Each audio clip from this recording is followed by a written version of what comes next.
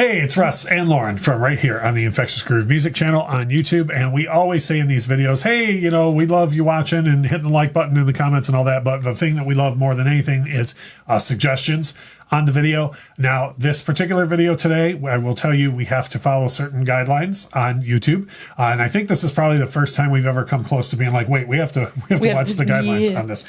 So we're going to use some childish verbiage here and again, because we have to. We had a viewer that gave us a suggestion that we think is going to be a pretty fun video. And that is, how do we say this? 5 songs to get your groove on. That's what we're going with. Yeah, and I think I speak for Lauren when I say if you are one of Lauren's parents, hit the stop button now. We have hundreds of other videos on the channel. It's probably better if you watch one of those. Yep. However, if you're anyone else on planet Earth, then feel free to keep watching. Lauren has picked 5 songs for us, and there's some of these I totally look at and go, oh yeah, totally. And then other ones you got to dig a little bit deeper. And I think the first one on your list is one you got to dig like a little deeper for. Yeah. It's Sledgehammer by Peter Gabriel. Which sonically, I don't think you would be like, oh yeah, that's totally, yeah. I get right. That, right. I mean, it's not like a Barry White song, you know what I mean? Yeah, no. But however, if you dig into the lyrics, what do you find out? You find out this is very groovy. Yeah. That it's about, how would, Gaga describe it? Disco stick? It is a disco stick. Yeah. Yes. And it's funny because when I was a kid, and I think anybody, when you first hear this song, you're just like, yay, sledgehammer. Yeah. It's a weird day singing about a sledgehammer. And then when years later, I think everybody has a, moment. Yeah. And this is why Lauren doesn't want anyone in her family really watching this video.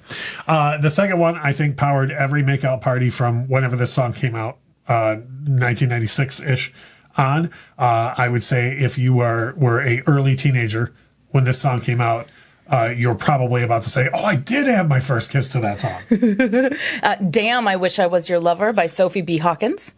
What's interesting, again, as around that time, like, the original video was like, oh no, this is entirely too groovy for us to put on television, so they had to reshoot it. And I think that the second one with the torn jeans and the sleeveless flannel shirt, that is somehow groovier. Well, sometimes you get with this stuff with like addition by subtraction, right? It's like with the whole PMRC thing, a decade before that, but nearly nobody would have cared about what was going on in Darling Nikki, but then Tipper Gore had to raise a stink, and how this correlates is Sophie B. Hawkins, somebody objected, and you get what we feel is a sexier video. Right. Yeah, it is. Now, I also think that part of what happens with these type of songs is a very less is more approach.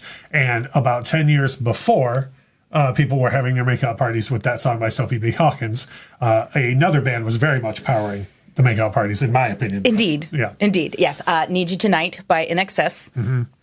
Here's a song that's like not even overtly, I mean, yes, the name of the song is Need You Tonight, but it's not like I'm going to do this and I'm going to do this. Like, it's literally just like, literally lyrics like, just slide over here. Like, just come on over and then give me a moment. You know what I mean? Like, it's a moment. Yeah. Like, it's not even like a whole bunch of overtly stuff. And then if you watch the video, there's like 9 different ways this video could have been done in a cheesy way, right? And it's just the whole thing is just little movements from the band. You're like, it's hot in here, right? Yeah. I know. And so I totally agree with that. The next person that you have on your list, I think, is one of I vaguely mentioned, I offhand mentioned Barry White earlier.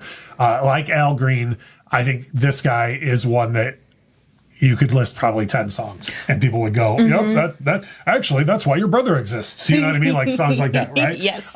So who are we talking about and which song? We're talking about Bill Withers and we're talking about Use Me.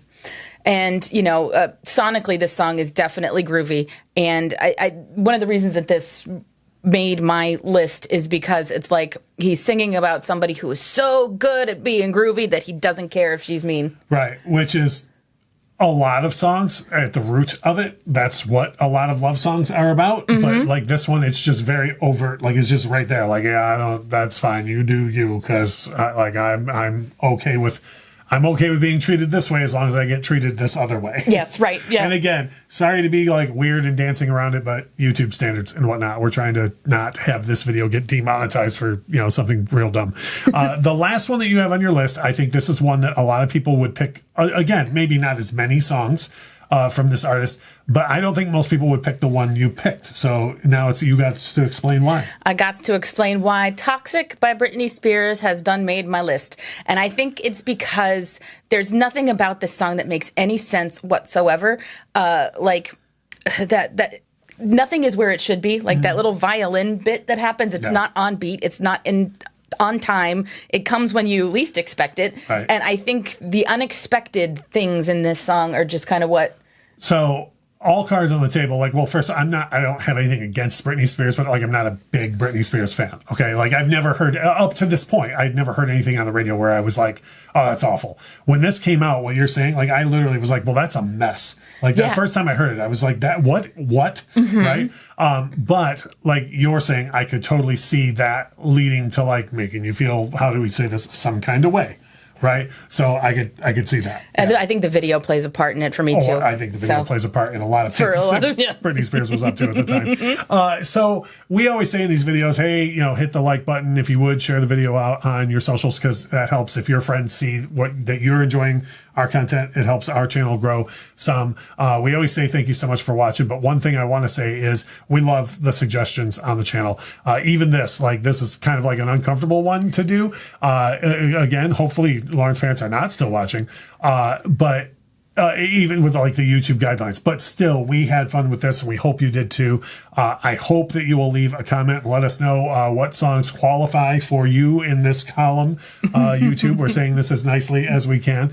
But as we always say, thank you so much for watching.